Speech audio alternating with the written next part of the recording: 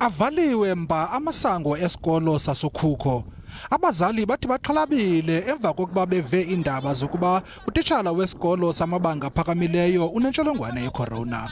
Bathi bayakuba babeka engciphekweni abantu basekuhlaleni xa benokuthumela abantwana esikolweni. Aba bazali bacula iculo elinye neemanyano zootitshala, imibutho yabafundi namanye amaqela ezopolitiko kwisiphakamiso sokuba sivalwe izikolo. Ndiyayithanda kakhulu imfundo nathi siwumphakathi wasoKhukho, kodwa imfundo izogcina ingasakusizi uma usufelwe ingane yakho. Esikubeke phambili kakhulu impilo kunemfundo, ngoba ingafunda bese ifa awusasizakela egcineni. Abanye abazali bathi makulityalwe ngezifundo kulona unyaka, izikolo zivulwe kunyaka ozayo.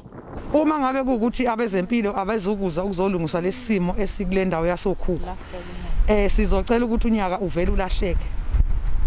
Okungcono ingane zethu zikwazi ukuthi zize ngonyaka ozayo. Nabafundi bathi bayoyika kuba akukho nto bayixelelwayo kwesi sikolo. Kushiyana okukhulu ukudideka uvala izikolo ngoba asitshelanga izizathu ukuthi zivale, zivele savala.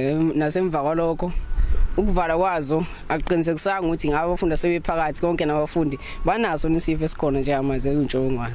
Ukanti isebe lezemfundo ephondweni lithi libila lisoma ukuza nesisombululo kule meko.